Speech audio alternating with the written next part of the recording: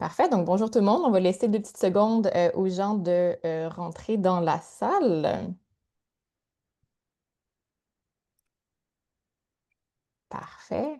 Alors, donc, bonjour à tous et à toutes. Donc, bienvenue à ce premier webinaire des 10 ans de la cinquième édition des Dialogues pour le climat, intitulé Comprendre les COP 10 ans après l'accord de Paris. Donc, même si nous sommes en ligne, la majorité d'entre nous se trouve à Tiohtià:ke, aussi connu sous le nom de Montréal, un territoire autochtone non cédé, historiquement reconnu comme lieu de rassemblement pour de nombreuses Premières Nations. C'est donc les reconnaître comme gardiens des territoires et des eaux sur lesquelles beaucoup d'entre nous nous trouvons, et souligner le lien continu entre les peuples autochtones et toutes les communautés qui y vivent. Donc, la cinquième édition des dialogues pour le climat se fait à l'occasion des 10 ans de l'accord de Paris, avec la COP 30 et dans un contexte politique assez particulier. Donc, on est très enthousiaste aujourd'hui de vous présenter ce webinaire qui va être très instructif. Donc, les dialogues pour le climat, c'est une initiative intersectorielle qui vise à rendre les négociations climatiques plus accessibles, inclusives et mobilisatrices. Donc, merci à tout le monde d'être là et on a beaucoup de beaux événements à venir aussi cet automne pour souligner la COP 30, dont je vous parlerai un peu plus en détail à la fin du webinaire. Nous tenons aussi à remercier nos 10 organisations partenaires des dialogues pour le climat, que vous pouvez voir sur la première ligne sous moi, et également remercier nos partenaires financiers que vous voyez dans la ligne au-dessous. Donc, plus spécifiquement, l'événement aujourd'hui a été co-organisé avec le Climatoscope 360 et je tiens à remercier chaleureusement Noémie Lefrançois pour son précieux travail. Donc, le webinaire est enregistré et sera disponible prochainement sur YouTube. Sans plus attendre, comme j'ai aussi bien hâte d'entendre notre belle brochette de panélistes expertes du sujet, j'ai le plaisir de vous présenter notre animatrice, Alexandra Joly. Donc, animée par la volonté de mobiliser diverses parties prenantes face aux enjeux climatiques, Alexandra Joly est une scientifique qui évolue à l'interface de la recherche, la communication et l'élaboration de politiques publiques. Elle collabore avec plusieurs organismes pour soutenir la transition énergétique et est présentement membre du secrétariat du comité consultatif sur les changements climatiques. Donc, bonne discussion à toutes et à tous. Et Alexandra, je te laisse présenter nos panélistes. Et bonjour tout le monde, c'est un plaisir d'être là. Effectivement, comme tu l'as dit déjà un petit peu rapidement, Elisabeth, la COP 30 s'en vient, donc la fameuse, la prochaine. Là, tu sais, à tous les ans, pour moi, c'est mon petit rendez-vous de l'automne. Là, quand il commence à pleuvoir au mois de novembre, on sait que la COP s'en vient. C'est un peu mon point de repère. Là. Fait que, le 10 novembre, finalement, ça va être au Brésil, donc la Belém, cette ville portuaire aux portes de l'Amazonie. Mais avant qu'on parte là-bas pour ce marathon, en tout cas, moi, je serai pas là, mais pour les chanceux, puis je serai virtuellement. Là. Fait que, avant qu'on parte là-bas, on voulait un peu revenir sur finalement c'est quoi. Puis le fameux accord de Paris aussi, on en entend beaucoup parler, là, la COP 21, ça dépend les repères qu'ont les gens. Là, ça fait déjà 10 ans. J'avais 20 ans, j'étais pleine d'espoir, peut-être un petit peu trop naïve, je sais pas. On va le voir maintenant. Fait qu'on se disait que à l'aube de cette COP 30, faut pas que je me trompe, c'était l'occasion de regarder un peu dans le rétroviseur. Fait que pour ça, on a 3 panélistes que je vous présenterai au fur et à mesure. Mais c'est ça, j'ai ouvert l'accord de Paris cette semaine à l'occasion. C'est 28 pages en français. C'est beaucoup et c'est très peu. C'est pour les curieux, je pense que ça vaut la peine de l'ouvrir et de scroller rapidement si vous l'avez jamais fait. On peut mettre le lien dans le chat tantôt, mais en tout cas, ça m'a remis dans le bain pour la semaine. Fait que, on va commencer avec la première panéliste, donc Annie Chaloux, qui est professeure à l'école de politique appliquée à l'Université de Sherbrooke, qui est co-titulaire de la nouvelle chaire de recherche en diplomatie scientifique climatique. On était très contents de voir ça récemment. C'était très excitant. Puis elle est aussi directrice du Climatoscope 360, qui est un accélérateur de connaissances climatiques. Et ça a été un magazine que j'avais beaucoup hâte de feuilleter quand j'étais étudiante, et c'est devenu bien plus, fait que c'est très cool de voir ça.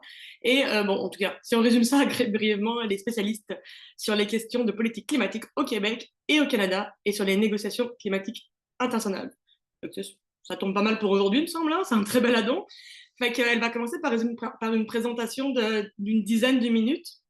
On suivront les autres panélistes, puis il y aura plein de temps pour vos questions à la fin. Enfin, plein. Vous savez toujours que c'est limité, mais en tout cas, on vous laisse du temps à la fin pour vous. Fait que, écrivez-les dans la section de questions-réponses en bas au fur et à mesure si vous voulez pas les oublier. Puis ça, avant que je laisse la parole à Annie, vraiment, ce qu'on voulait commencer, c'est la base.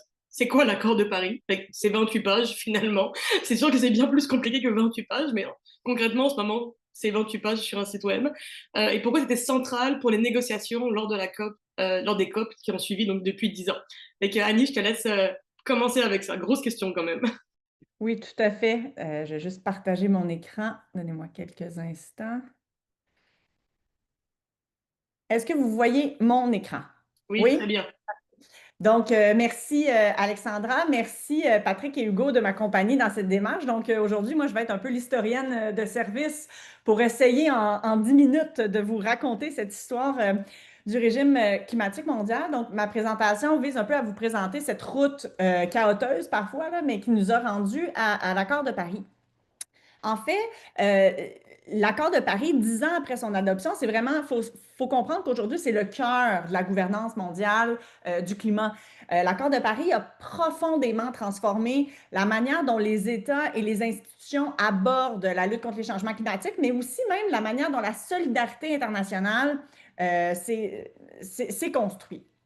Donc, pour ma présentation, là, rapidement, pour comprendre pourquoi cet accord-là et comment cet accord-là a marqué un tournant historique, il faut revenir sur son contexte qui l'a rendu possible. Donc, très, très, très brièvement, je vais vous raconter un peu cette histoire du chemin parcouru là, depuis les années 90 jusqu'à l'échec ou à la conférence de Copenhague.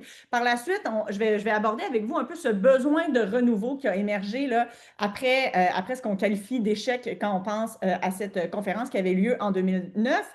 Et finalement, je vais vous présenter les principaux éléments qui font en sorte que l'accord de Paris est devenu un jalon majeur dans la gouvernance du climat. Et donc, rapidement, ce qu'il faut se rappeler, c'est que tout commence réellement en 92 à Rio de Janeiro quand on adopte la Convention cadre des Nations unies sur les changements climatiques. C'est un moment majeur au niveau de l'écopolitique internationale de manière plus large, mais sur le plan du climat, c'est significatif parce que c'est la première fois que les États reconnaissent que le climat constitue un bien commun de l'humanité et que les États s'engagent à coopérer pour protéger le système climatique mondial. Et la Convention, à ce moment-là, établit un principe qui est hyper important, qui est fondamental et qui nous guide encore aujourd'hui, qui est celui de responsabilité commune mais différenciée. Ce principe-là peut sembler un peu théorique ou ésotérique au dire de certains, mais en fait, ce que ce principe-là vient dire, c'est que tous les acteurs sont responsables, tous doivent agir, mais ils ne peuvent pas agir de la même manière ou intervenir de la même manière parce qu'ils n'ont pas nécessairement la même responsabilité historique. On pense aux pays développés, pays industrialisés versus pays en développement, mais aussi en fonction de leur capacité de répondre à cet enjeu-là, qu'elle soit financière, technologique, etc. Donc, ça vient dire que tous doivent mettre l'épaule à la roue, mais pas nécessairement avec la même vigueur parce qu'on n'a pas tous les mêmes capacités pour le faire. Suite à ça, en 97, un tour de roue, un premier grand tour de roue arrive avec l'adoption du protocole de Kyoto. Le protocole de Kyoto est lui aussi hyper important parce que c'est la première fois qu'on se fixe des objectifs juridiquement contraignants de réduction des émissions de gaz à effet de serre. Mais ces cibles-là, ce n'est que les pays industrialisés qui sont contraints de réduire leurs émissions de gaz à effet de serre. Les objectifs, donc, ce qu'on comprend, c'est qu'ils étaient fixés dans un cadre multilatéral. Les États ont négocié leurs cibles de réduction, les pays industrialisés, et par la suite, s'y sont commis. Et on répartissait donc ce fardeau-là de réduction de gaz à effet de serre entre les pays industrialisés. Les pays en développement, eux, n'avaient pas donc ce poids-là de réduire leurs émissions au moment où le tout est négocié. On appelle ça un peu une approche top-down, c'est-à-dire qui excluait les pays en développement, mais où les cibles de réduction se sont négociées dans le contexte multilatéral qui était les COP.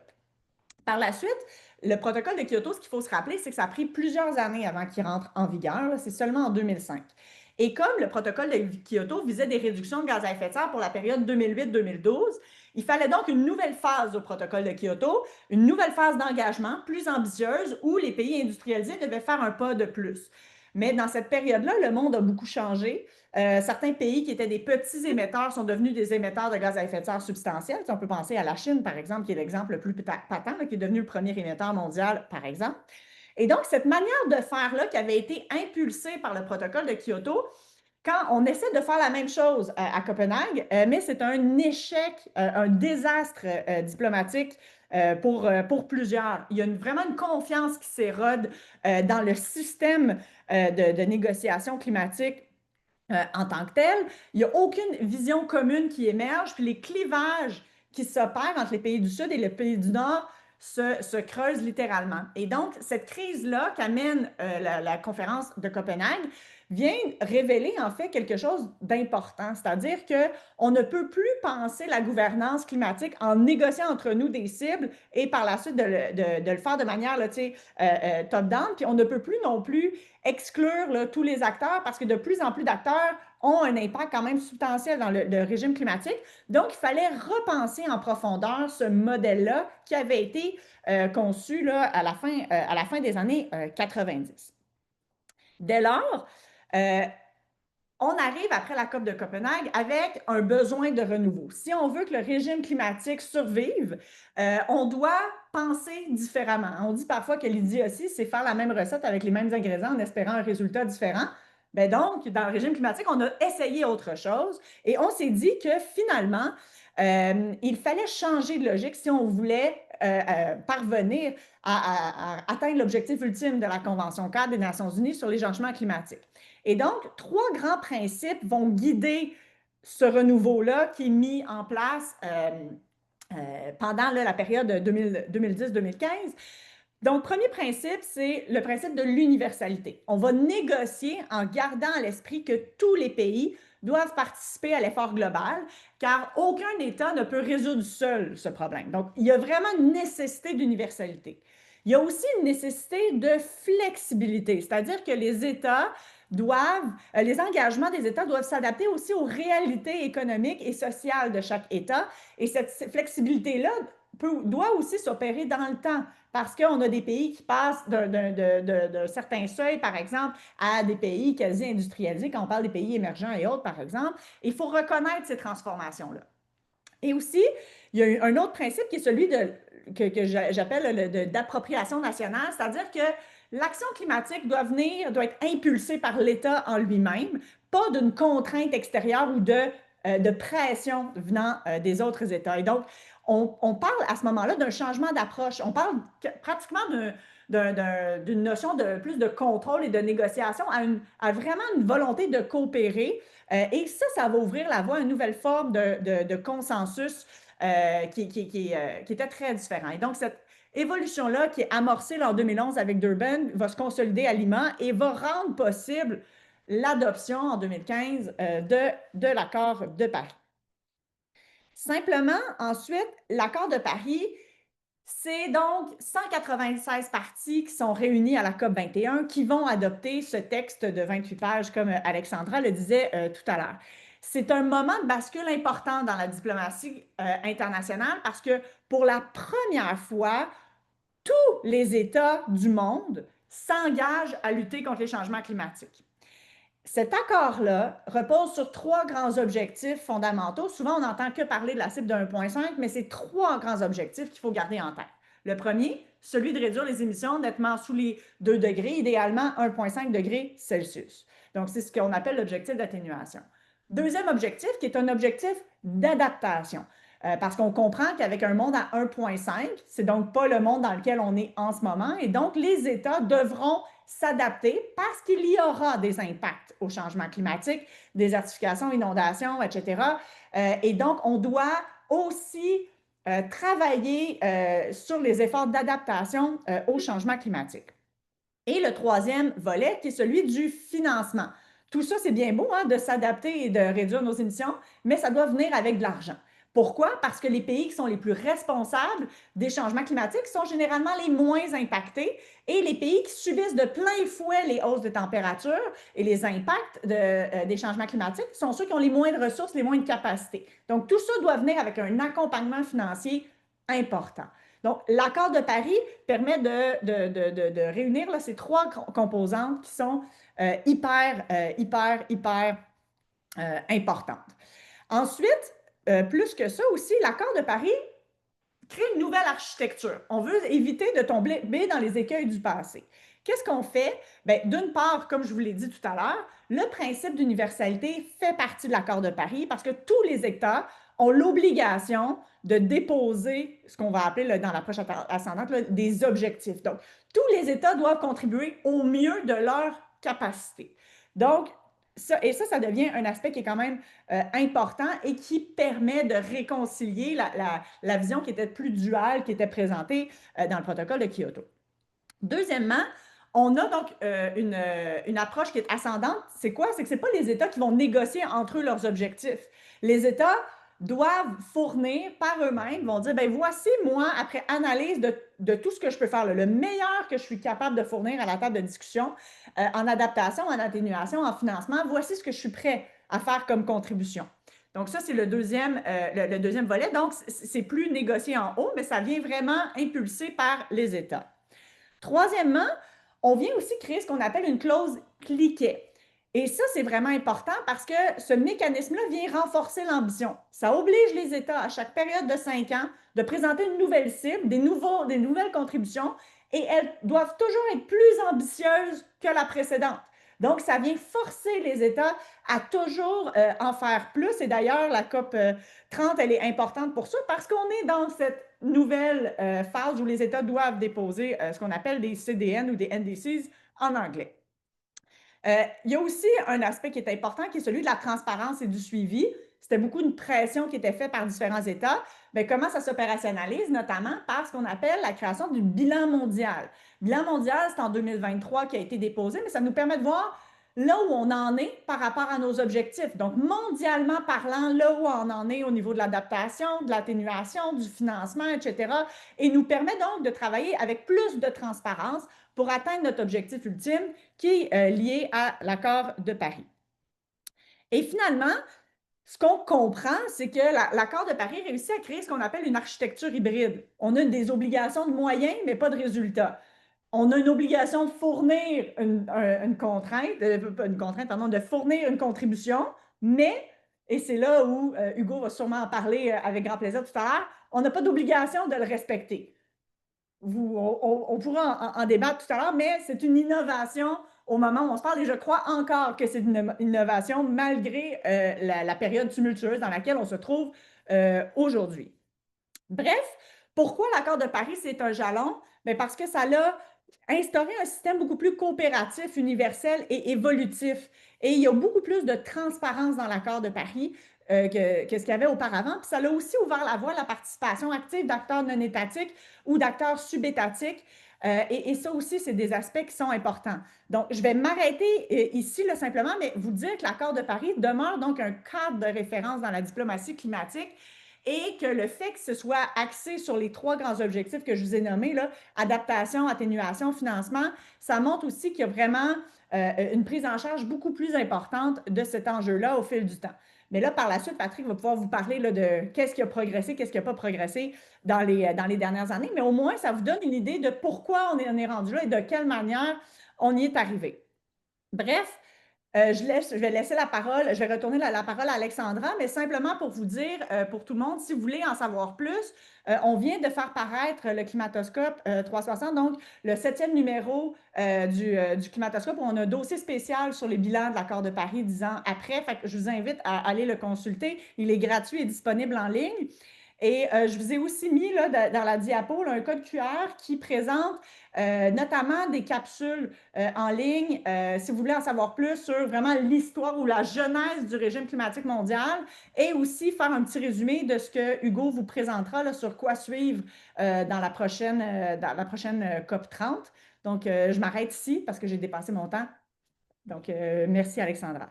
Mais merci Annie, effectivement, c'est quand même important de remettre la table. Puis c'est quand même beaucoup de contenu, fait que c'est sûr que c'est dur à résumer tout ça aussi rapidement. Mais je pense que tu as bien fait la job d'historienne. Tu peux appliquer à un prochain département peut-être pour ta prochaine carrière. Patrick, j'ai envie de dire, et maintenant la suite, mais on peut faire une meilleure introduction que ça. Mais concrètement, on est tous maintenant un petit peu en haleine de savoir qu'est-ce qui se passe après ça. L'accord de Paris est signé, bon, adopté quelques semaines, un mois plus tard, mais puis après, tu sais. Fait qu'on va regarder avec toi un peu ce qui s'est passé depuis ces 10 dernières années. Finalement, ça, moi, ça m'a donné un petit coup de vieux quand on m'a invité à un tel panel 10 ans plus tard. Fait qu'un peu pour le background de Patrick, donc tu es directeur au service environnement et transition juste à la Fédération des travailleurs et travailleuses du Québec, donc la FTQ.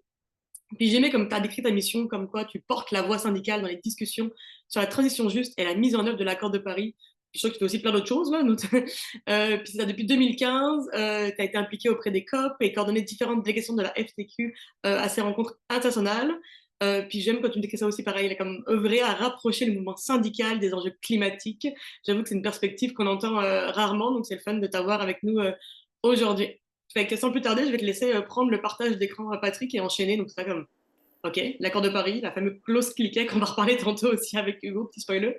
Puis après, 10 ans. Merci beaucoup, Alexandra, et merci beaucoup au Dialogue pour le climat. Je ne suis pas en mesure d'enlever la présentation à l'écran en ce moment. Je pense que c'est Annie, c'est toi qui dois l'enlever, arrêter le partage. J'ai pas de présentation PowerPoint, puis effectivement, mon travail m'amène à travailler directement avec la Convention cadre des Nations Unies sur les changements climatiques en tant que co-point focal des Trade Unions NGOs, une des 9 représentativités de la société civile, parce que bien que ce soit les États qui soient autour de la table, tels que Annie le mentionnait, il n'en demeure pas moins que la société civile a un rôle prescrit par la Convention à participer aux négociations climatiques. Donc, effectivement, comment on mesure les progrès de l'accord de Paris? Comment on en parle même de l'accord de Paris? Comment on communique sur l'accord de Paris? C'est un défi qui est de taille et constant. Entre les formules creuses qu'on entend souvent, qui n'aident absolument rien, c'est la COP de la dernière chance que j'entends depuis 10 ans, et ce n'est que du blablabla que j'entends aussi depuis à peu près 2020, bien, ça ne nous permet pas d'apprécier à sa juste valeur le cheminement qui se fait à travers le travail de la Convention cadre et l'avancement de l'accord de Paris. Parce que les COP, c'est un moment circonscrit dans une année, mais ce n'est pas qu'un moment unique et on se voit 2 semaines, on rentre chez soi puis on attend l'année d'après. Il y a tout un travail qui se fait tout au long de l'année et il faut le voir sur 10 ans maintenant. Donc, ce qu'il faut évaluer, c'est est-ce que l'aiguille bouge? Est-ce qu'il y a du progrès? Est-ce qu'on a changé? Est-ce qu'on a évolué en disant à partir des principes qu'on s'est donnés, des objectifs, et comme tu le disais, Alexandra, du moment où on rêvait quelque part de se dire « Ah mon Dieu, on tient quelque chose qui va peut-être finalement nous aider à nous sortir de la situation dans laquelle on est. » Parce qu'il faut rappeler que, bien sûr que Ali a parlé du cœur de l'accord de Paris, il y a différents éléments, mais de prévenir l'élévation des températures à 2 degrés tout en visant 1,5 et en ajustant la finance climatique et autres éléments, c'est le cœur même. Donc, est-ce que c'est possible en 2015 de pouvoir faire ça? On était dans une projection de réchauffement d'un peu moins de 1 degré à l'époque. Donc, on se disait, bon, il y a peut-être une possibilité. Et techniquement, c'était possible il y a 10 ans. Donc, tous les experts disaient, ben, la technologie existe, la finance existe, la volonté existe. Donc, il est possible de prévenir et d'atteindre ces cibles-là, d'autant plus qu'en 2015, la projection du réchauffement climatique, si rien n'était fait, dépassait les 4 degrés. Donc, on s'en allait tout droit dans un... Et c'est pas plus, selon les études qui existaient. Donc, on est parti d'une projection qui était au-delà de 4 degrés jusqu'à aujourd'hui. Est-ce que l'aiguille a passé? Est-ce qu'on est encore dans une optique de 4 degrés? La réponse est non. Donc, ça signifie que l'aiguille a bougé entre-temps. Sur les 10 ans, on a évolué dans ce passage-là et on a évolué grandement. Grandement, malheureusement, il y a des retours de balancier. Mais on a avancé grandement puisque à l'ouverture de la COP 26 en 2021 à Glasgow, les projections de réchauffement climatique étaient à 1,8 degré. Donc, pour la première fois, on touchait même à cette cible en deçà du 2 degrés. Mais à la fin de la COP, on a balancé à 2,4. Comment on mesure ça? Qu'est-ce que ça veut dire concrètement? C'est-à-dire que des groupes, tels que le groupe intergouvernemental des experts sur le climat, le GIEC, prennent toutes les déclarations des États lors des COP ou des présidences de COP, qui les a signées, prennent les NDCs, les contributions déterminées au niveau national, donc les plans des États pour atteindre les objectifs de Paris, et ils font une analyse de est-ce que ces politiques-là ou ces promesses-là qui sont sur la table nous permettent d'atteindre les cibles en termes de réchauffement climatique. Et c'est comme ça qu'on y arrive un peu. Et quand on est sorti de la COP 26, on se disait, ben coudonc, on est passé d'à peu près 4 degrés en 2015 et plus à 2,4. Donc, on va dans le bon sens. Le problème, c'est qu'on a stagné depuis. On est pris dans ce qu'on appelle le cruncher et même, on se dirige plus vers le 3 degrés. Donc, du 2,4, on est même allé jusqu'à 2,9, on est redescendu à 2,7. Donc, on semble ne pas être capable de bouger l'aiguille plus que ça. Donc, il y a un enjeu qui est majeur. Pourquoi? Bien, essentiellement parce que tout ce qui était facile à faire a été fait. Et il y avait ce mouvement-là mondial où le climat était important et où, d'un point de vue financier, on voyait des gains. Donc, le vent allait dans le bon sens et des trucs relativement faciles pour certains États, comme de planifier une sortie du charbon, étaient atteignables.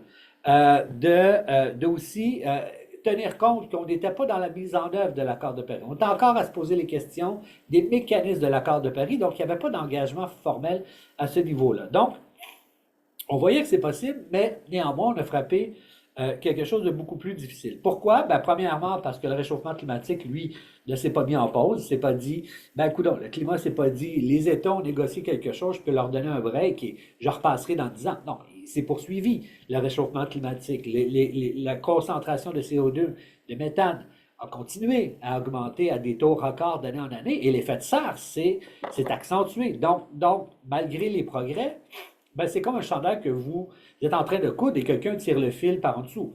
Donc malheureusement, ça s'est poursuivi. Et les deux autres gros morceaux auxquels les États devaient faire face n'y arrivent toujours pas aujourd'hui. C'est-à-dire changer le système économique dans lequel nous sommes, consumériste, productivisme, extractiviste, et d'un autre côté, laisser tomber les énergies fossiles. Et ça, c'est compliqué. Naturellement, dans notre tête, à nous, on se dit, oui, mais là, les énergies fossiles, c'est juste à passer à la voiture électrique et c'est complété. Kennedy, je veux dire, plus de 80% de l'énergie qui est produite dans le monde est d'origine fossile. Donc là, on parle, ici, on l'oublie des fois parce qu'on a l'hydroélectricité, mais ça signifie la production de l'énergie. Pour certains pays comme l'Afrique, c'est même une question de vie ou de mort. Quand vous avez des hôpitaux qui fonctionnent à pas des transformateurs, mais des génératrices au diesel, ben, ça devient un enjeu qui est réel. Et quand vous pensez que vous pouvez finalement développer cette économie-là et on vous dit, ah, maintenant, il faut que tu passes à l'électricité, il y a des enjeux qui sont réels. Donc, le contexte a changé au tournant de 2021. Naturellement, il y a les tensions géopolitiques qui se sont invitées dans l'équation, les conflits armés. Hugo va en parler plus en détail tantôt. Mais surtout cette crise de confiance. Annie a parlé tantôt des engagements financiers des États, donc c'est-à-dire d'atteindre un 100 milliards par année avec une obligation que ce montant-là serve à l'adaptation et l'atténuation et, en certains cas, des pertes et dommages, mais pas tant à cette époque-là, on était plutôt dans une logique d'atténuation et d'adaptation, et l'obligation que ces sommes-là servent strictement à des ententes internationales. Donc, malheureusement, ces sommes-là n'ont jamais été atteintes. Ou elles ont été atteintes sur papier, mais n'ont jamais été versées. Donc, il y a une nuance aussi entre les montants que les pays s'engagent à verser et ce qu'ils versent réellement. Et on s'est ramassé dans une réelle crise de confiance entre les pays en voie de développement et les pays développés. Et en 10 ans, la situation s'est grandement dégradée. Donc, on est parti d'il y a 10 ans à une certaine courtoisie entre les partis autour de la table, d'essayer d'avancer à une espèce d'hostilité qui est régnante aujourd'hui, où les pays se traitent d'hypocrites, de pays qui ne tiennent pas parole, etc. Donc, ça s'est dégradé de façon importante au niveau de la négociation ou de la diplomatie climatique autour des engagements financiers essentiellement. Mais revenons aussi à 2021, c'est un point de bascule, parce qu'avant 2021, souvenez-vous, 2019, 500 000 personnes à Montréal dans les rues, le climat, on a le vent dans le dos, etc. Puis arrive la COVID. À qui elle a le dos très large, hein? Mais quand même, c'est une réalité où les gens ont basculé dans leurs priorités, dans leur façon d'interagir, dans fondamentalement qui ils sont, dans leur façon de vivre en communauté, mais aussi au niveau économique. Et on est entré dans des polycrises et des crises économiques. Et c'est une chose que j'ai toujours dit, la crise économique ou les enjeux sociaux sont intrinsèquement liés aux enjeux climatiques. On ne peut pas traiter d'un sans traiter l'autre. Sinon, l'un va venir nuire les efforts de l'autre et c'est exactement là où nous sommes. Je vous donne un exemple bien simple. En 2019, lors de la COP qui devait se dérouler au Chili, environ un mois avant la COP, soulèvement populaire parce que le gouvernement chilien hausse de façon excessive le prix du transport en commun, soulèvement populaire parce que ça en était trop pour les gens, parce que l'appauvrissement de la population, les enjeux sociaux, les attaques perpétuelles sur le système social ont fait en sorte que les gens ont dit « OK, non, c'est assez ». Sauf que c'est un pays qui devait recevoir la COP. Qu'est-ce qui se passe? La COP est déménagée d'urgence en Espagne, toujours sous la présidence chilienne, mais sans bourbe. Et là, on voit que les enjeux sociaux viennent interagir avec les enjeux climatiques et vice-versa. Donc, 2021, on est dans cette situation-là, on est dans ce contexte-là, qu'on le veuille ou non, qu'on se dise oui, mais les enjeux, là, les réchauffements climatiques, oui, mais on a un enjeu social et économique de taille. Et si on ne l'adresse pas dans un contexte de négociation climatique, on n'avancera pas. Et c'est un peu ce qui se passe depuis 2021. On fait du surplace. Néanmoins, la COP26 ouvre la porte à adresser ces enjeux-là. Donc, dans un premier temps, c'est la première fois qu'on voit du texte sur les énergies fossiles à l'intérieur du pacte de Glasgow, qui va être reconduit à la COP aux Émirats arabes unis de façon beaucoup plus explicite en termes de sortie d'efficacité énergétique et d'énergie renouvelable. Donc ça, c'est des éléments qui sont importants. Mais en même temps, on commence à comprendre que les États à eux seuls, ou du moins leurs prétentions, n'y arriveront pas financièrement. Et on introduit, et par Mark Carney, entre autres, qui est à l'époque dans une autre position, qui introduit la nécessité d'inclure le secteur privé dans la base des contributeurs, qui n'est toujours pas réglée aujourd'hui. Hein? Donc aujourd'hui, on se pose encore des questions, comment on va trouver l'argent malgré qu'il y a des nouveaux engagements climatiques. Mais on est là. Puis arrivent des COP totalement difficiles dans des pays totalitaires. On passe par l'Égypte, les Émirats arabes unis et l'Azerbaïdjan. Dans des pays aussi pétroliers. Donc, la crédibilité même des COP est atteinte. Dans un deuxième temps, on voit une montée fulgurante des lobbyistes du pétrole et du gaz investir les COP à même les délégations des États pour tenter de freiner l'ambition climatique. Ce qu'ils arrivent partiellement, bien, ce qui est important de souligner, c'est qu'ils sont de plus en plus présents et organisés de COP en COP. Donc, il commence à y avoir des embûches au niveau même de la négociation. La COP en Égypte est relativement un échec de pouvoir porter l'ambition qu'il y avait à Glasgow de par la faiblesse de la présidence égyptienne, qui voit plutôt l'occasion de mieux positionner de façon socio-économique et politique son propre pays, mais échoue à livrer cette ambition climatique-là qui était à la conclusion du pacte de Glasgow. Arrivent par la suite les Émirats arabes unis qui réussissent contre toute attente à redresser le leadership climatique et réussissent à livrer un bilan mondial, donc l'évaluation du progrès de l'accord de Paris, avec une décision extrêmement ambitieuse sur plusieurs pages, où on retrouve le cœur, encore une fois, des énergies fossiles, c'est-à-dire une sortie juste et ordonnée des énergies fossiles, de tripler l'énergie, les énergies renouvelables et de doubler l'efficacité énergétique et un paquet d'autres enjeux qui touchent sur les enjeux sociaux et d'équité. Mais en même temps, ce bilan-là nous dit on ne va pas dans le bon sens. Le 1,5 qui va être franchi. Il faut absolument donner un coup de barre important. Et ce coup de barre-là aurait dû suivre par la suite, mais encore une fois, on pose un genou à terre puisque c'est l'Azerbaïdjan qui reçoit la COP suivante, qui doit négocier les nouveaux engagements climatiques et qui échoue lamentablement, où il y a une absence totale de leadership et où la majorité des agendas de négociation ne sont même pas complétés lors de cette COP-là.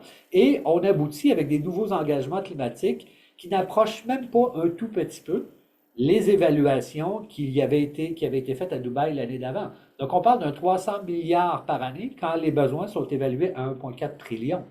Donc, crise, encore une fois, au niveau de la confiance, ce qui nous amène à la COP 30. Et ce qui est particulier, c'est qu'il faut voir les COP, comme je disais, sur un continuum. Et de la COP 28, 29 à 30, il devait y avoir une certaine synergie. En fait, les trois présidences s'étaient réunies sous la forme de ce qu'ils appellent la Troïka. C'est-à-dire qu'on devait partir de la COP à Dubaï à faire l'évaluation du progrès de l'accord de Paris, à avoir de nouveaux engagements financiers ambitieux à la troisième ronde de dépôt des pays de leur contribution déterminée au niveau national. Et dans cette optique-là, les trois présidences souhaitaient revoir les mécanismes qui définissent les NDC pour qu'ils soient plus ambitieux que les règles qu'ils ont déjà. Mais ils ont échoué, notamment à cause de la faiblesse entre les deux de la COP 29 qui a totalement tout échappé et qui a permis à certains pays de dire, ben, finalement, ce qu'on s'est entendu l'année précédente, on n'est plus trop sûr des textes et de l'interprétation de la perception que nous avions.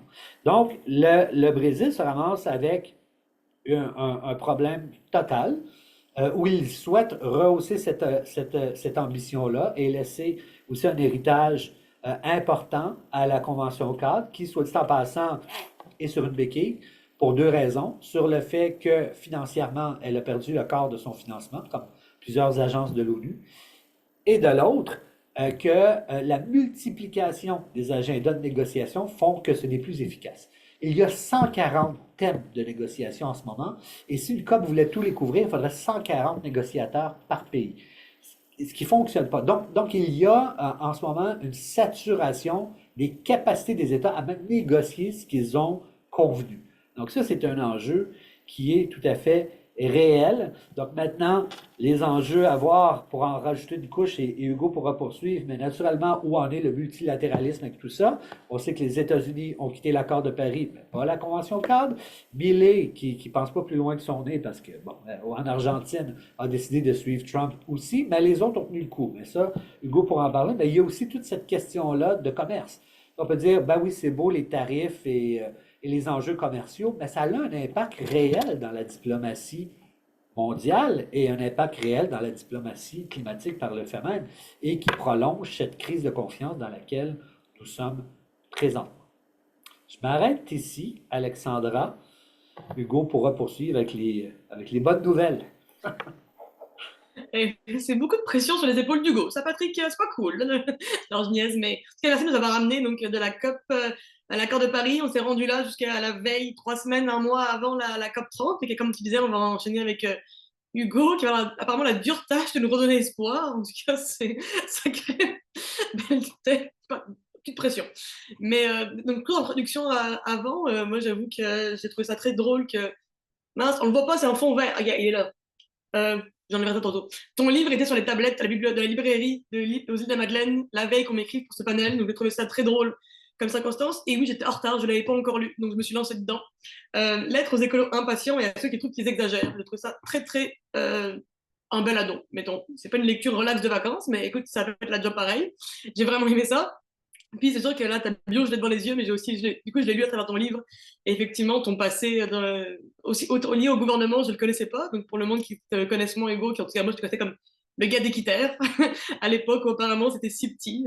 C'était drôle de lire ça à travers le livre. J'avoue que c'est un historique que je ne connaissais pas. Donc en tout cas, tes postes au ministère des Affaires internationales du Québec, au cabinet de chef de position officielle, donc à Ottawa, et après au ministère québécois cette fois-ci, de la culture et des communications. J'avoue que ça, je le connaissais moins. Puis après, un passage dans l'environnement du Québec, tout ça, pareil, comme les autres panélistes aujourd'hui, ça te fait de toi une personne très appropriée pour parler du sujet d'aujourd'hui. Clairement, expérience terrain extensive. Puis en plus, tu dis que tu amènes des corps d'étudiants dans ce contexte de discussion internationale. Fait que c'est aussi une perspective avec les jeunes qu'on parle beaucoup, mais finalement, on n'aura pas le temps d'en parler en masse aujourd'hui. Je trouve ça intéressant toujours de ramener différentes perspectives. Comme on disait, c'est des grosses délégations, 140 personnes, clairement pas. Mais en tout cas, d'amener différentes perspectives pour pouvoir avancer ensemble. Fait que je trouve ça intéressant d'avoir vos 3 profils aujourd'hui. Donc bref, sans plus tarder, Hugo, l'espoir, en tout cas, on va essayer. Puis l'avenir, surtout, à quoi ça pourrait ressembler. C'est ça. Un mois, il reste. Bon, on se change dans un mois, tout peut changer, là, mais à quoi s'attendre, ou en tout cas, quoi avoir en tête quand le 10 novembre pardon, va s'en venir. Je te laisse la parole, Hugo. Oui, merci beaucoup. Puis la barre est quand même haute, là. Insuffler de l'espoir. OK. Je vais essayer, mais écoutez, pensez que je garde l'espoir pour la fin, OK? Parce que ma présentation, elle est plutôt euh, ce que j'appelle ça la lucidité, à défaut d'autres choses, mais je me considère quand même militant, malgré la lucidité. Alors, vous verrez. J'ai intitulé la présentation Un processus proche du point de rupture. C'est ma façon à moi de dire, OK, ça fait 10 ans l'accord de Paris.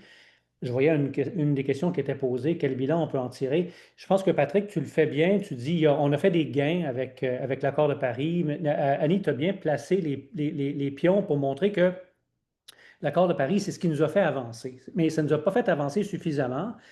Puis je pense que la COP 30, là, celle qui s'en vient dans quelques semaines, là, peut nous approcher d'un point de rupture dans les négociations climatiques internationales. Pourquoi? Ben, à la fois pour des raisons qui sont propres aux négociations elles-mêmes. Patrick en a parlé.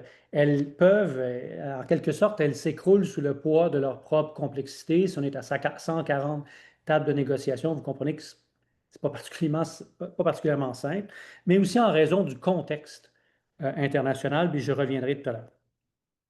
Si un momentum s'essouffle pour des raisons inhérentes au système, euh, on note des gaps dans les négociations, des écarts entre ce qu'on devrait et ce qu'on fait vraiment. Alors, Annie en a parlé, l'accord de Paris demande à ce que tous les 5 ans, les pays reviennent à la table avec des objectifs majorés. Les pays étaient invités à déposer leur contribution à l'hiver dernier. Seuls 62 pays sur 197 l'ont fait. dont les États-Unis qui se sont retirés depuis. On ne parle que de 30% des émissions mondiales. Voulant dire que 69% des émissions mondiales actuellement ne sont pas couvertes par les nouvelles contributions qui sont appelées par l'accord de Paris. 135 pays n'ont pas soumis encore. Ce qui me fait dire que la clause cliquet de l'accord de Paris, qui est au cœur du régime international et de notre capacité de faire face à l'enjeu, ne fonctionne pas ou ne fonctionne pas suffisamment. On verra. Euh, Patrick en a parlé, on a un écart entre les promesses de financement, entre les besoins de financement et ce qui est sur le terrain.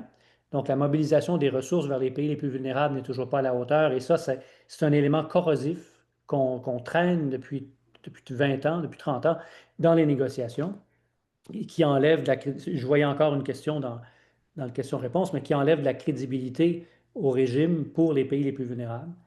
Je vais revenir tantôt sur la sortie des hydrocarbures, hein. Je vais donner un exemple, là, mais le régime nous a amené à du vocabulaire qui dit on doit transitionner en dehors des carburants fossiles. Cette sortie des hydrocarbures est maintenant contestée. Euh, Manifestement, tous les États sont dépassés par les impacts actuels des changements climatiques. Donc, on a un fossé dans notre capacité de réagir aux enjeux des changements climatiques, aux impacts des changements climatiques et la réalité. Et la mise en œuvre, Patrick en a parlé, Annie en a parlé, la mise en œuvre des engagements passés est souvent lente ou compromise. On s'engage, c'est facile, c'est généreux, on lance des promesses, mais on n'est pas au rendez-vous, on n'est pas toujours au rendez-vous, pas assez souvent au rendez-vous pour les mettre en œuvre. J'ai dit qu'il y avait aussi un contexte défavorable au niveau du multilatéralisme mondial. Euh, Écoutez, il y a peu de COP qui se sont présentés à nous depuis l'existence des COP, depuis 30 ans, sous d'aussi mauvais auspices. Une partie du monde est en guerre, soit en guerre déclarée ou en guerre larvée, ou en guerre froide. Le monde entier est en guerre commerciale et domestique, dans la mesure où on a des forces à l'intérieur de plusieurs pays, notamment les démocraties libérales, qui sapent l'état de droit par en dessous et qui se servent de l'enjeu des changements climatiques comme un enjeu clivant. On a des acteurs anti-climat décomplexés. Vous en avez un sur la photo que je vous mets. Patrick a bien noté qu'il fait des émules un peu partout dans le monde. Il mentionnait Milei, mais je pourrais mentionner Orban, on pourrait en mentionner d'autres. Et les États-Unis, et c'est de plus en plus clair depuis le discours de Donald Trump à la tribune des Nations Unies il y a quelques semaines, ils sont déterminés à tout casser. C'est-à-dire à mettre des bâtons dans les roues de tout avancement au niveau des changements climatiques. Grosse job pour le Brésil. Grosse job pour le Brésil. Le Brésil se ramasse à présider la COP. Ce n'est pas une COP du Brésil, c'est la COP présidée par le Brésil. Mais c'est difficile pour le Brésil parce que dans un tel contexte, il faut vraiment avoir une diplomatie forte, ce que le Brésil a. Mais il faut quand même penser que dans le contexte de crise du multilatéralisme dans lequel on est, amener tous ces pays-là, y compris les États-Unis, vers un consensus, parce que les choses fonctionnent par consensus, c'est pas de la tarte.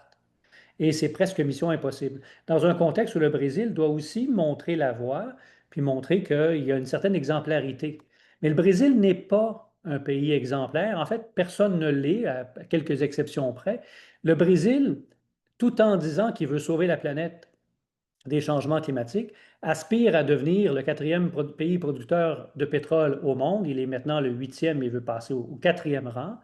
Le plus beau paradoxe de ça, en fait, le plus laid paradoxe de ça, c'est que les zones ouvertes aux forages pétroliers et gaziers sont au large de Belém et le gouvernement brésilien vient d'octroyer les concessions pour l'exploration, l'exploitation, sous l'appui enthousiaste du président Lula, donc le président du Brésil. Ça rejoint un rapport récent, le Production Gap Report, de plusieurs organisations, plusieurs think tanks mondiaux, qui montrent que les pays programment une augmentation de la production d'hydrocarbures, dont le Canada, de façon à des niveaux qui sont incompatibles avec d'abord leurs propres engagements de réduction d'émissions de gaz à effet de serre et les réductions que ça prendrait pour qu'on soit entre la fourchette d'1,5 et 2 degrés. Donc, on n'y est pas du tout. Le Brésil a fait appel à un personnage folklorique amazonien qui s'appelle le Curupira, qui est un petit animal ou un petit personnage qui est le protecteur de la forêt et en appelle donc à ses forces surnaturelles pour nous amener à bon port dans la COP 30. Alors, on va se souhaiter ces forces surnaturelles parce que c'est peut-être ça que ça va prendre pour qu'on sorte de là plus ou moins en un morceau. Je ne pense pas que la COP 30 je pense pas qu'on peut viser un succès à la COP 30, compte tenu de la situation. Je pense qu'il faut imaginer à quoi ressemble un non-échec. Il y a 2 variables inconnues pour définir le non-échec, puis je vais vous donner 3 derniers scénarios, pour ça je vais me taire. D'abord, est-ce que les États-Unis vont avoir une posture de spoiler, c'est-à-dire comme je disais tout à l'heure, déterminés à tout casser, ou tout simplement une posture de désintérêt. Donc, laisser les autres avancer, mais eux, ils ne jouent plus au climat. Et la deuxième variable inconnue, c'est que comme les États-Unis se retirent, est-ce que des leaders vont combler le vide qui est créé? Donc, compte tenu de ces 2 variables-là, moi, j'ai 3 scénarios à vous proposer. Le premier scénario, c'est le scénario zombie. C'est-à-dire, le régime international va continuer à bouger, à gesticuler, il va produire du papier, il va produire du travail, mais le cœur n'y est plus. Le cœur n'y est plus et il ne produit plus rien, il ne donne plus rien. Okay? Le deuxième scénario, c'est le scénario qu'on a déjà vécu dans plusieurs COP qui allaient mal, notamment la COP terrible de Copenhague en 2009, qui a laissé des séquelles chez les militants, dont moi, qui est celle de la coalition de ceux et celles qui veulent avancer quand même. Si on est dans une situation où les États-Unis veulent tout casser, veulent mettre des bâtons dans les roues, les États-Unis ont dit qu'ils se sortiraient de l'accord de Paris, mais attention, la sortie n'est effective qu'1 an après l'envoi du papier officiel. Fait qu'ils sont encore dans l'accord de Paris. Ils peuvent tout bloquer s'ils veulent. Alors, on pourrait imaginer une sortie à la COP 30 de Belém où il n'y a pas d'entente, il n'y a pas de consensus. Mais il y a un groupe de pays qui se met ensemble et qui disent, nous continuons d'avancer malgré tout. Donc, c'est le scénario Coalition of the Willing. Et le troisième, ben, c'est celui, je ne sais plus si je l'appelle tous mes voeux, mais j'ai l'impression que c'est ça qui viendrait nous sauver, c'est que le Brésil est un des leaders du BRIC, hein, ce nouveau pôle d'un nouvel ordre mondial voulu par les économies émergentes, l'Inde, la Chine, le Brésil. Et la Chine a envoyé des signaux, notamment à l'Assemblée générale des Nations unies il y a quelques semaines, à l'effet que la Chine tenait au régime multilatéral, tenait au respect des normes internationales. Et je pense on doit surveiller le rôle de la Chine, le rôle des BRIC, qui pourrait prendre un leadership et consacrer de façon très, très concrète ce nouvel ordre mondial qu'ils appellent de leur vœu. Je m'arrête là.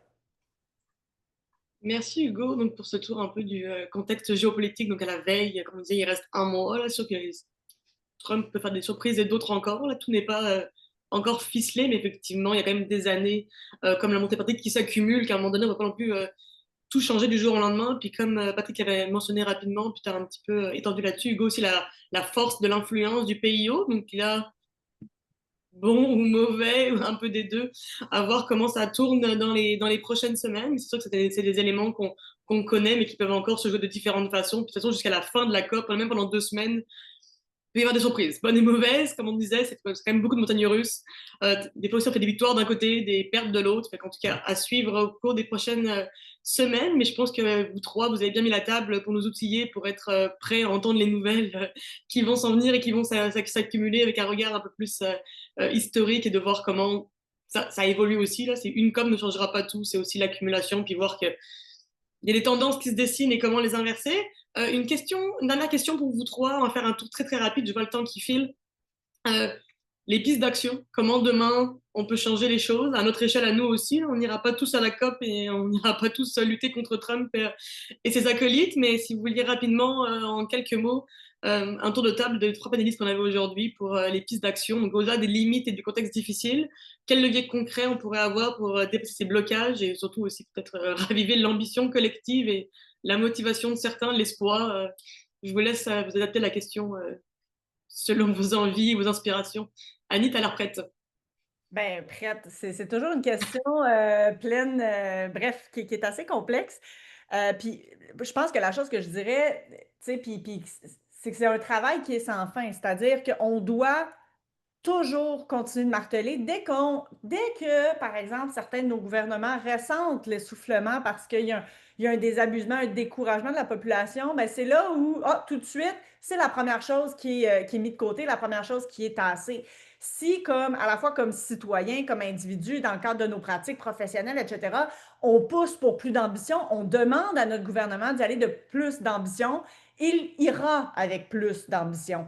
Là, je pense qu'on est dans un contexte qui fait en sorte que, je dis souvent la blague, les États-Unis, tous, et le Canada à la grippe, là, mais je pense que là, en ce moment, on a tellement peur que peut-être les États-Unis aient un impact sur nous qu'en ce moment, on voit tant au fédéral qu'au Québec, là, on est en train de tout délester, là, tous les programmes de mobilisation, toutes ces choses-là. Bien ça, si les citoyens sont actifs, si comme individus, comme membres d'ONG, des lettres, des pétitions sont envoyées, des lettres ouvertes dans les médias, ça touche le gouvernement, ça oblige le gouvernement à rendre des comptes, de faire les suivis aussi de ce que les gouvernements se sont engagés à faire et à ne pas faire. Bien, c'est sûr qu'on doit être les chiens de garde. Et ça, c'est un travail, oui, qui est énergivore, qui est chronophage, mais qui est essentiel. Parce qu'on a eu, tu sais, Patrick, j'ai aimé ça que tu le mentionnes, il y a quand même eu beaucoup de gains jusqu'à maintenant.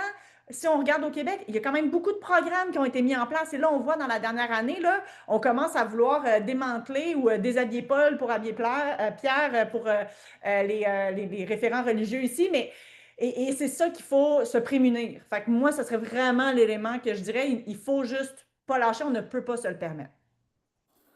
Peut-être, effectivement, Annie a tout à fait raison, là. Je pense qu'il y a un aspect aussi de reddition de comptes. Donc, au-delà de cette pression-là, c'est de s'assurer que les ententes qui sont prises, les engagements soient traduits en actions concrètes. Hein, moi, je dis souvent à la blague, c'est comme si les États volaient très haut durant les COP là, à prendre des engagements très ambitieux, puis ils ont une crise d'amnésie dans l'avion au retour à la maison. On n'en entend plus parler. Je veux dire, ils ne respectent pas leurs propres engagements. Donc, ça, c'est déjà un gros morceau. L'autre, c'est une nécessaire réforme de la Convention cadre des Nations Unies sur les changements climatiques. Elle ne fonctionne plus. Il y a une volonté, comme Hugo le disait tantôt, de poursuivre ce multilatéralisme, mais les mécanismes et les façons dont ils se sont donnés de fonctionner ne fonctionnent plus. Il y a un goulot d'étranglement. Il y a trop d'agendas de négociation. Il y a une cristallisation des positions. Il y a tellement de choses qui ne fonctionnent. Ça fonctionne par consensus. Il y a un appel à peut-être regarder ça autrement. Quelles sont les autres parties prenantes qui peuvent contribuer? On dit oui, la finance privée. Mais OK, mais qu'en est-il des autres parties prenantes? Donc, il y a une réforme qui est nécessaire, qui est appelée et qui est discutée. En ce moment, d'un autre côté, la Convention cadre des États ne sont pas tout à fait dans un monde à part, quoique des fois, mais ils sont bien conscients que ça ne fonctionne plus. Et c'est sous forme de négociation en ce moment de réformer tout ce processus-là. Et c'est bienvenu aussi. Et je pense qu'il y a une des clés, ça pourrait être à ce niveau-là. Et c'est un peu ça que le Brésil voulait apporter à la table. Ils sont un peu cassés les dents parce qu'ils restent pris quand même dans des structures un peu anciennes, mais il y a cette volonté. Super, merci beaucoup. Une différente perspective pour complémenter, Hugo. Ben, rapidement, les COP, c'est pas là qu'on sauve la planète. OK? Aujourd'hui, avec l'accord de Paris, c'est pas ça. On sauve la planète si tout le monde fait sa job à tous les niveaux de gouvernance partout dans le monde. C'est ce qui nous donne une poignée comme individus. On a tous plus ou moins d'influence dans nos milieux. Puis on est citoyens, puis on est consommateurs, puis tout ça. On connaît la chanson. Euh, Moi, je reprends sur ce que Annie vient de dire. Tu sais, il faut que les gens qui sont préoccupés envoient le message pour que ça soit connu que de plus en plus, que des gens qui sont préoccupés. Puis au Québec, on est très préoccupés. C'est juste qu'il faut se manifester.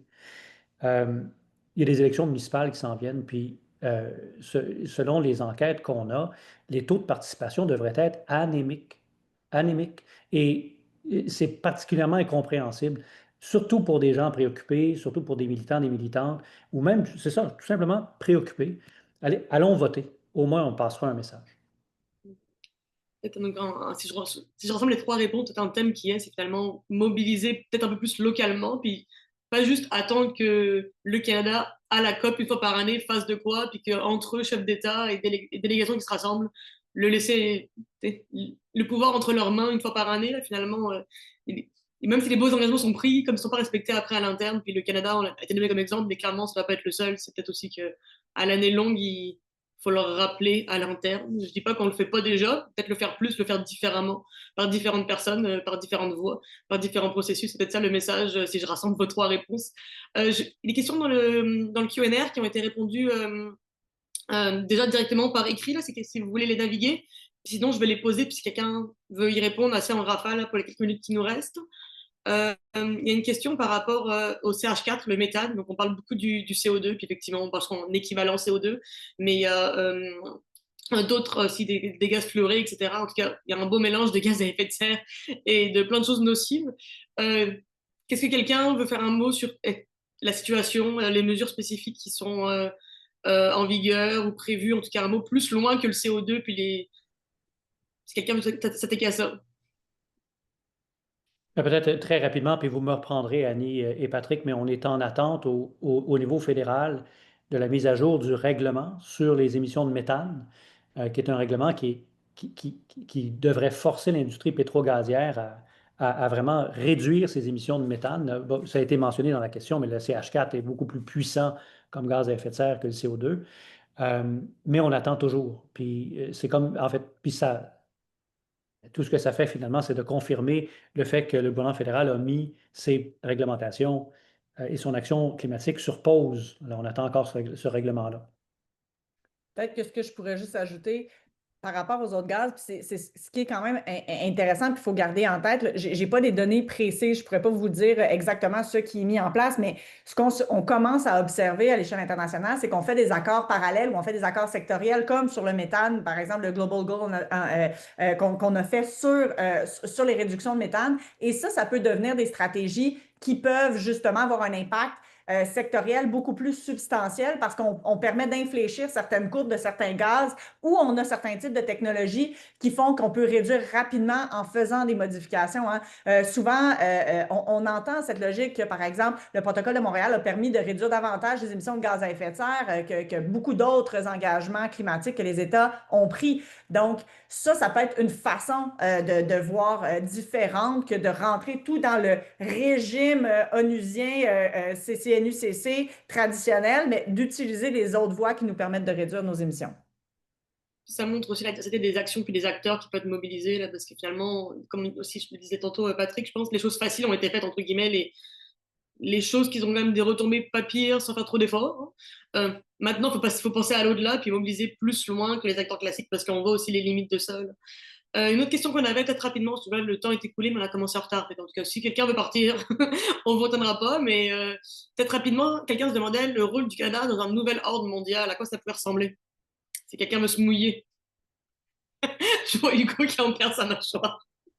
C'est une position qui est difficile, Hugo. Tu pourras enchaîner très certainement. En fait, la position du Canada actuellement, elle est particulière pour des militants, elle est même voire préoccupante. Parce que beaucoup de gens ont mis beaucoup d'espoir dans le bagage de Mark Carney comme premier ministre, comme ancien gouverneur de la Banque du Canada, de la Banque d'Angleterre, mais aussi qui avait étudié les questions là, de la finance climatique mondiale. Et là, ben, toute la phrase que je vous ai dit sur le Canada qui a la grippe, ben, en ce moment, c'est un peu la préoccupation qu'on sent euh, venir un petit peu teinter tout ça. Donc, je ne pourrais pas dire le rôle que le Canada jouerait là parce que j'ai de la misère à suivre les signaux des 6 prochains mois là, du gouvernement canadien sur cette question-là. Je vais défoncer une porte ouverte, là, mais le gouvernement canadien marche sur des œufs. Je pense qu'on n'a jamais été euh, aussi peu capable d'avoir une diplomatie très différente de celle des États-Unis. Remarquez que c'est pas noir-blanc, tout ça. On a quand même appuyé la reconnaissance de la Palestine comme État, malgré le fait que Donald Trump ne voulait pas qu'on le fasse, on le fait quand même. Donc, on a encore une petite marge de manœuvre, mais je vois très mal le Canada devenir tu sais, un grand leader d'un nouvel ordre mondial qui serait incompatible avec la vision américaine ou qui attaquerait frontalement les États-Unis. Je ne vois pas ça. Je pense qu'on tremble à l'ombre de l'ogre actuellement, puis on espère de tout cœur qu'il ne repassera pas à la prochaine élection. Je pense qu'il va devoir être l'heure qu'on se quitte, mais un gros merci. Votre liste qu'on avait aujourd'hui, vraiment des perspectives complémentaires pour retracer un peu l'historique.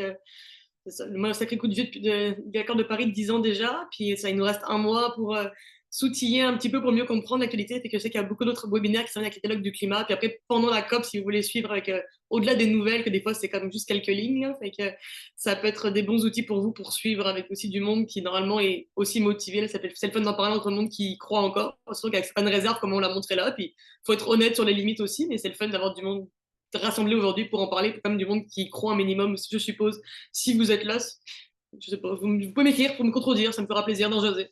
Mais en tout cas, c'était intéressant de voir les différentes crises de confiance qui se sont accumulées, mais aussi l'espoir qu'il peut y avoir, puis finalement, aussi se rappeler la dissonance entre les mesures qu'on prend, puis finalement les retombées qui arrivent longtemps après, fait que pas non plus oublier que nos efforts d'hier peuvent payer encore dans quelques années.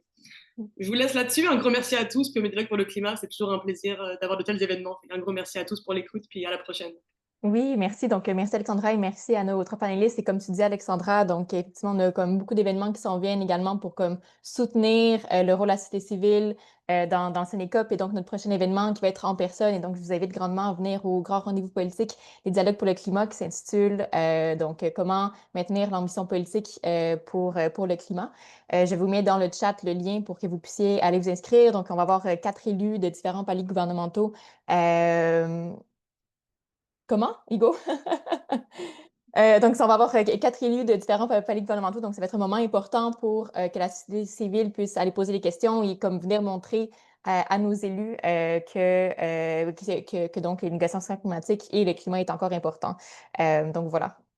Alors, merci à tout le monde et encore merci à tous nos panélistes et à nos organisations partenaires également. Donc, au plaisir de vous voir en grand nombre au grand rendez-vous politique le 29 octobre au Planétarium. Au revoir. Bye tout le monde, merci. Bye bye.